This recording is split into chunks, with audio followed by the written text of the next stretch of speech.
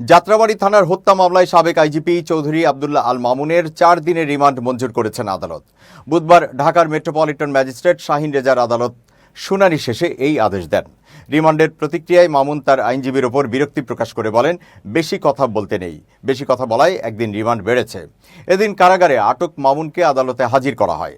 এরপর 7 দিনের রিমান্ডে নিতে আবেদন করে পুলিশ। এ সময় আসামি পক্ষে মোহাম্মদ আব্বাস রিমান্ড বাতিল চেয়ে আবেদন করেন। অন্যদিকে রাষ্ট্রপক্ষ রিমান্ডের পক্ষে শুনানি করেন। শুনানিতে পাবলিক প্রসিকিউটর ওমর ফারুকি বলেন, চৌধুরী আব্দুল্লাহ আল মামুন পুলিশের সর্বোচ্চ দায়িত্বে ছিলেন। তিনি নির্দেশ মতে দায়িত্ব পালন করেছেন। ইতিমধ্যে তিনি 85 দিনের রিমান্ডে ছিলেন। বয়স্ক, অসুস্থ মানুষ। তার রিমান্ড বাতিলের প্রার্থনা করছি।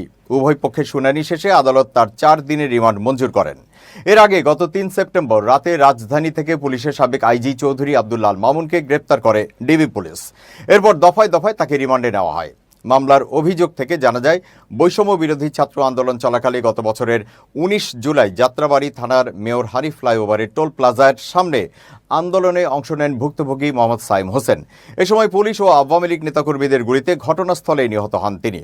এই ঘটনায় তার মা শিউলি আক্তার গত 27 আগস্ট যাত্রাবাড়ী থানায় একটি হত্যা মামলা দায়ের করেন।